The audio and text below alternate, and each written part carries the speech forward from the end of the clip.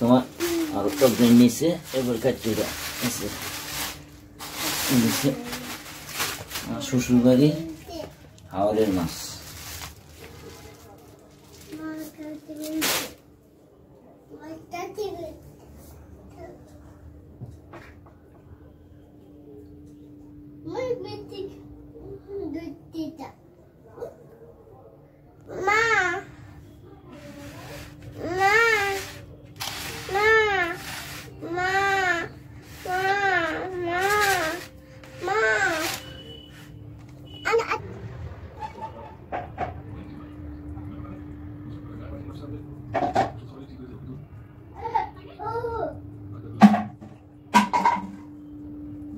Viewers, আজকে আমি কিশোরগঞ্জের হাওড়ের কার্ফু মাছ দিয়ে 4টা রেসিপি তৈরি করে দেখাবো।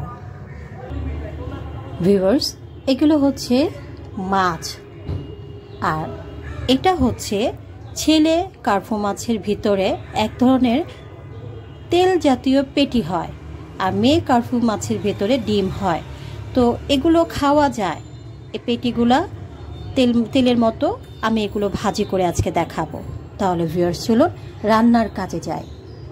ভিউয়ার্স, আমি রান্নার কাজে যাওয়ার আগে সর্বপ্রথম মাছ ভাজি করার জন্য একটা মশলা তৈরি করব। এই মশলার পেস্ট দিয়ে আমি এই মাছগুলো আধা ঘন্টা ম্যারিনেট করে রাখবো। এখানে আমি কার্ফু মাছ নিয়েছি ছোট বড় মিলানো 6 পিস। তার জন্য মরিচের গুঁড়ো দিব 1 চা চামচ, ধনিয়ার গুঁড়ো দিব উঁচু করে 1 চা চামচ, হলুদের গুঁড়ো দিব 1/2 চামচের একটু বেশি, জিরার গুঁড়ো দিব 1 চা চামচ, লবণ দিব স্বাদ মতো, ময়দা দিব 1 টেবিল চামচ, লেবুর রস দিব 1 টেবিল চামচ, সরিষার তেল দেব 2 টেবিল চামচের মতো,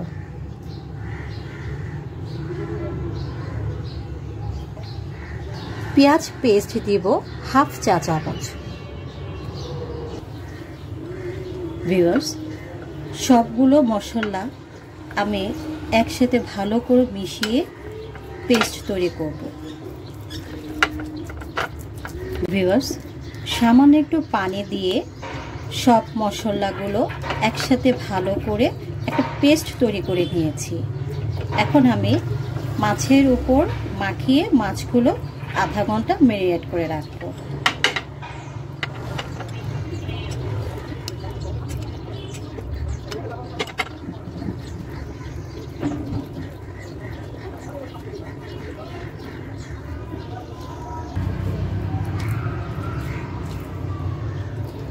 ভিউয়ার্স,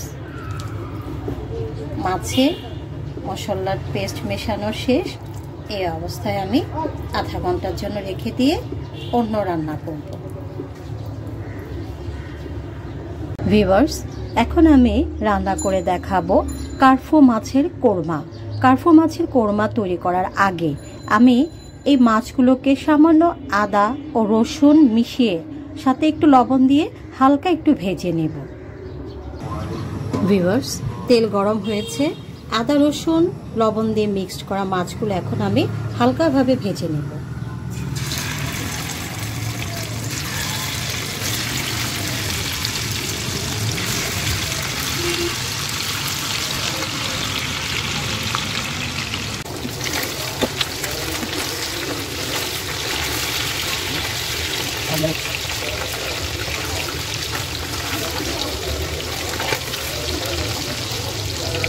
মাছ ভাজা হয়ে গেছে, এখন আমি নামিয়ে ফেলব।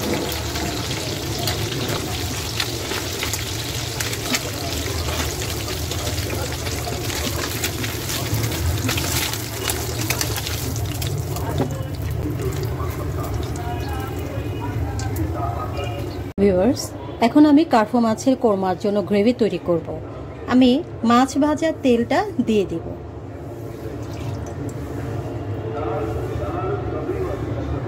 সামান্য আরেকটু তেল দিব। এখন একটা আস্ত পেঁয়াজ কুচি করে একটু লাল করে ভেজে নেব। সাথে দেব এলাচ ও দারচিনি।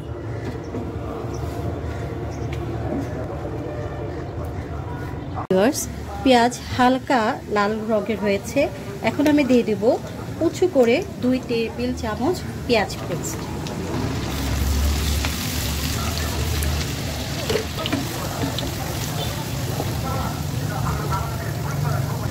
আদা পেস্ট দিব 1/2 চা চামচ, রসুন পেস্ট দিব 1 চা চামচ, ধনিয়ার গুঁড়ো দিব 1 চা চামচ, জিরার গুঁড়ো দিব 1/2 চা চামচ।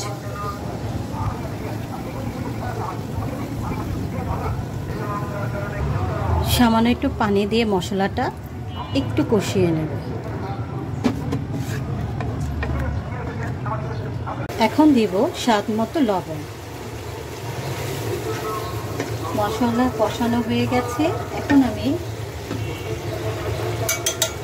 দুধ দিব 1 কাপ।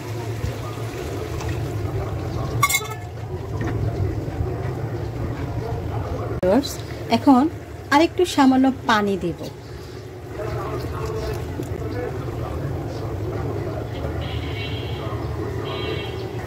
ভিউয়ার্স, এখন আমি কাজু বাদাম পেস্ট দিব 1 টেবিল চামচ আর 2 মিনিট কষিয়ে আমি মাছগুলো ঢেলে দেব। আমি মাছগুলো নাড়াচাড়া করতে পারবো না, এজন্য আমি গ্রেভিটা ভালো করে রান্না করে ছাড়ব। ভিউয়ার্স, এখন আমি মাছগুলো ছেড়ে দিই।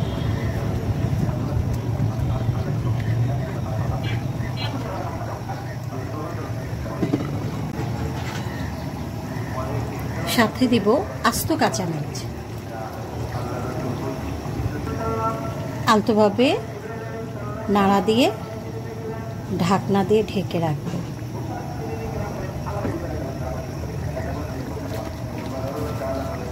এখন অল্প আছে জাল দেব 5 মিনিট।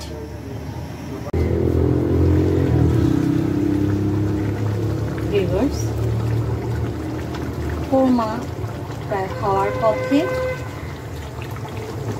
এখন দিয়ে দিব 1 টেবিল চামচ পরিমাণ লেবুর রস।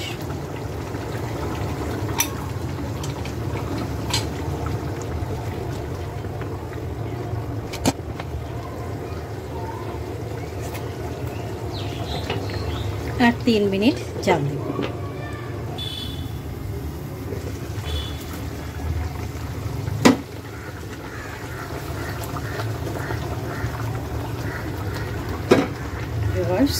এখন দিব 1 টেবিল চামচ ঘি।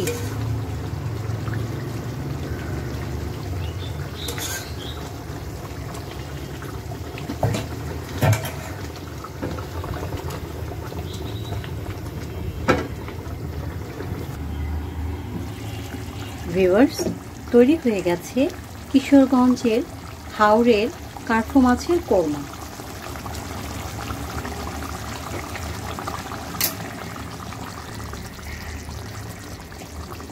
ভিউয়ার্স, এখন আমি কার্ফু মাছের পেটের ভিতরে তেল জাতীয় একটা অংশ ভাজি করে দেখাবো।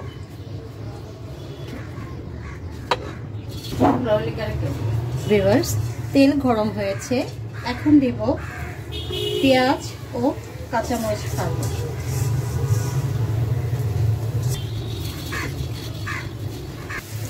হলুদ গুঁড়ো দেব 1/2 চা চামচ, মরিচের গুঁড়ো দেব 1/2 চামচের একটু বেশি, ধনিয়ার গুঁড়ো দেব 1 চা চামচ, জিরা গুঁড়ো দেব একটু সামান্য, লবণ দেব স্বাদ মতো, সাথে দেব পেঁয়াজ কলি কুচি।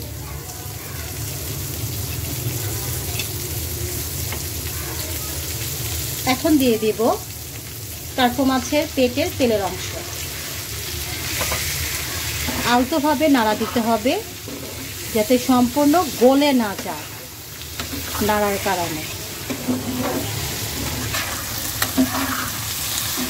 ভিউয়ার্স, এটা হতে বেশি সময় লাগবে না, আর একটু ভেজে আমি নামিয়ে ফেলব।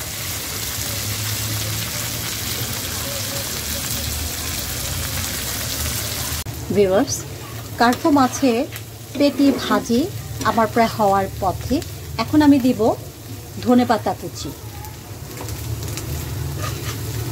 এটা খুব সুস্বাদু একটা খাবার, অনেক ভালো লাগে আমার। আমি কার্ফু মাছের এই পেটিটা পেলে অনেক খুশি হই এবং আমার মা খুব মজা করে এটা ভাজি করে দেন। তৈরি হয়ে গেছে কার্ফু মাছের পেটি ভাজি। এখন আমি কার্ফু মাছের মাথা ও লেজ দিয়ে আমাদের গাছের লেবুর পাতা দিয়ে মুড়ি ঘন্ট রান্না করে দেখাবো। তেল দিব পরিমাণ মতো, পেঁয়াজ পেস্ট দিব উঁচু করে 1 টেবিল চামচ,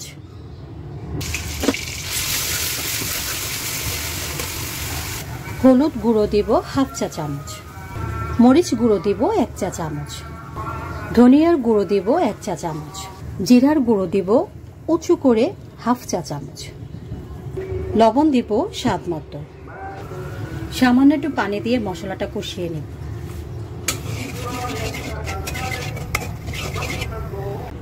ভিউয়ার্স, মশলা কষানো হয়ে গেছে। এখন আমি কার্ফু মাছের মাথা ও লেজ দিয়ে দিব।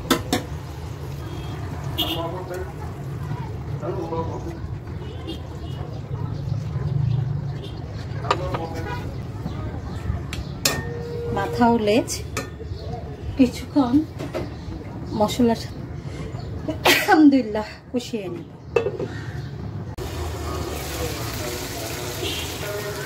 ভিউয়ার্স, কার্ফু মাছের মাথায় কষানো হয়ে গেছে। এখন আমি দিয়ে দেব পানি।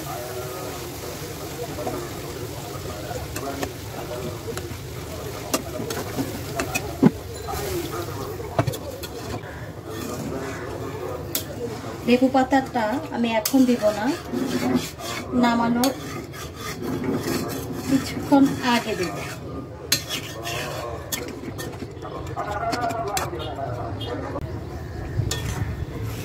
ভিউয়ার্স, কার্ফু মাছের মুড়ি ঘন্ট প্রায় হওয়ার পথে। এখন দিয়ে দেব আস্ত কাঁচামরিচ, আমার মায়ের ছাদ বাগানে লেবু গাছে লেবু পাতা,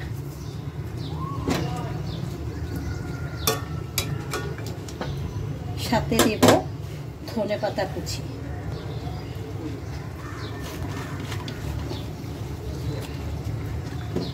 আর 2 মিনিট ঢাকনা দিয়ে রেখে নামিয়ে ফেলব। কি রেখেছো?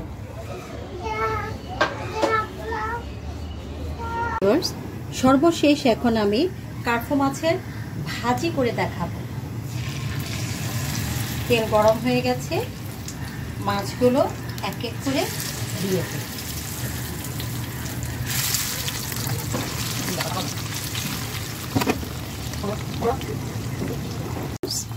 কাতল মাছের এক পাশ হয়ে গেছে, এখন আমি উল্টে দেব।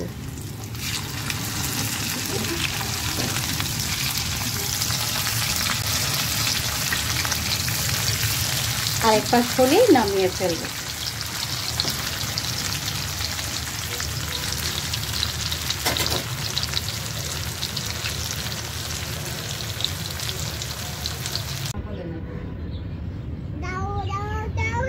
নোবাইত নানুকে বলো দিতে।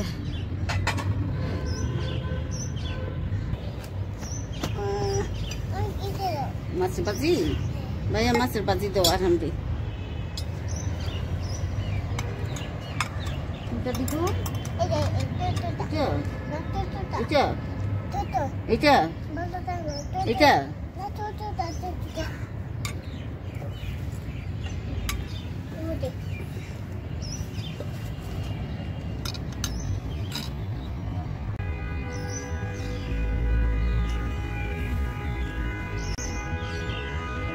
পরিবার জীবনের সবচেয়ে জটিল ও গুরুত্বপূর্ণ একটি অধ্যায়।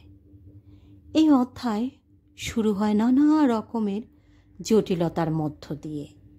কারণ মা বাবার কাছে থাকা কোনো নারী হঠাৎ করে নতুন পরিবেশে এসে নিজেকে একটি নতুন ও আদর্শবান গৃহিণীতে তৈরি করতে কিছুটা বেগ পেতে হয়। আর যদি এতে থাকে পরিবারের চারপাশের মানুষদের আন্তরিকতা ও সহযোগিতা, তবে যত কঠিন পরিবেশ হোক না কেন নিজেকে সব দিক থেকে গড়ে তুলে নিতে সহজ হয়।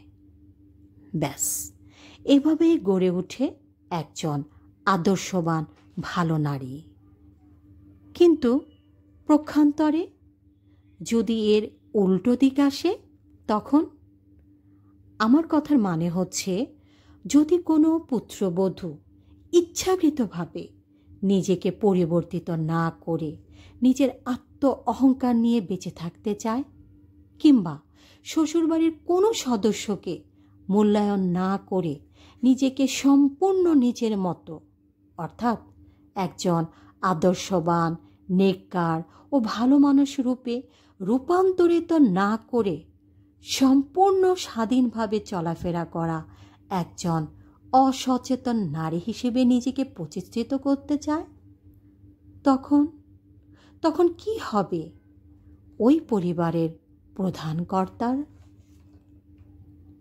সত্যি কথা বলতে কি, সংসার জীবনে আমরা প্রতিটি মানুষই শুধু নিজের সুবিধা ও নিজের স্বার্থটাকে আগে বুঝি। কিন্তু অন্যের সুখ ও অন্যের শান্তির কথা যদি একবার বিবেচনা করি, তবেই কিন্তু প্রকৃত সুখী হওয়া যায় এবং মনে আসে অফুরন্ত শান্তি, যা আজীবন বহন করে সুখে থাকা যায়। প্রকৃতপক্ষে সুখ ও শান্তি এগুলো হচ্ছে মহান আল্লাহ তাআলার দেয়া একটি বড় নিয়ামত, যা আত্ম অহংকার দিয়ে কখনোই পাওয়া যায় না। ভিউয়ার্স, হয়তো অবাক হচ্ছেন হঠাৎ করে কোনো প্রসঙ্গ ছাড়া কেন আমি এই কথাগুলো বলছি। কারণ তো অবশ্যই আছে। কারণগুলো হচ্ছে অতীত অভিজ্ঞতা ও বর্তমান বাস্তবতা। কেননা আমি অতীত কিছু মানুষের জীবনের অভিজ্ঞতাকে গভীরভাবে উপলব্ধি করে দেখেছি। সংসার জীবনে সুখী হতে হলে সবচেয়ে প্রয়োজন নিজের আত্মত্যাগ ও নিজেকে মানিয়ে নেওয়ার ক্ষমতা। ভিউয়ার্স, এখন বলতে পারবেন না যে আমি নারী, আমার মাঝে এ দুটোর কোনোটাই নাই। কারণ সব নারীদের মাঝে এ দুটো গুণ থাকে, কিন্তু নিজের কিছু আত্ম অহংকারের জন্য নিজেকে মানিয়ে নিতে পারে না। প্রতিটি মানুষ যদি পরিবারের প্রতিটি সদস্যের প্রতি যত্নশীল ও আন্তরিক হয়, তবে ওই পরিবারের প্রতিটি সদস্য একে অপরের প্রতি গভীর শ্রদ্ধা ও ভালোবাসায় চারপাশকে ঘিরে রাখে। আর এটাই হচ্ছে একটি ভালো পরিবারের বৈশিষ্ট্য।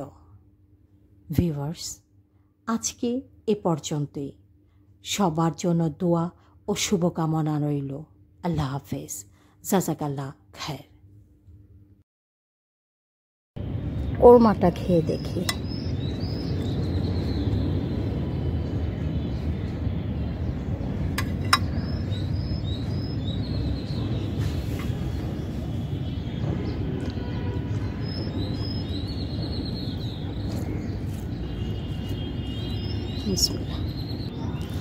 ভিউয়ার্স, সত্যি কথা বলতে এটা কোরমার মতোই হয়েছে।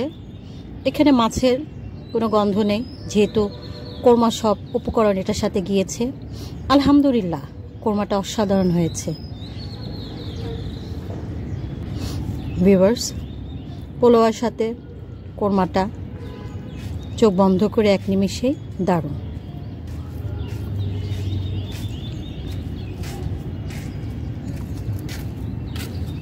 ভিউয়ার্স, সর্বশেষে আমি মুড়িঘণ্টটা খেয়ে দেখি কেমন হয়েছে।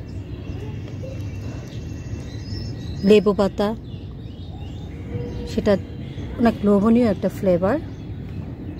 যাদের কাছে ভালো লাগে না তারা পছন্দ করে না, কিন্তু আমার কাছে অনেক ভালো লাগে লেবু পাতার ফ্লেভার।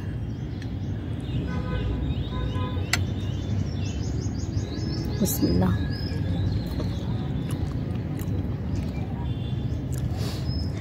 তখন মনে হচ্ছে ন্যাচারাল খাবার খাচ্ছি। আলহামদুলিল্লাহ, মাছের কোনো গন্ধ নেই, মাথার কোনো তেল কাজটা মানে কোনো একটা গন্ধ নেই, যেহেতু এটা হাওড়ের ফ্রেশ কার্ফু মাছটা তুলে হাওড় থেকে তুলেই ফ্রোজেন করা হয়েছে। অনেক ভালো লাগছে স্বাদটা।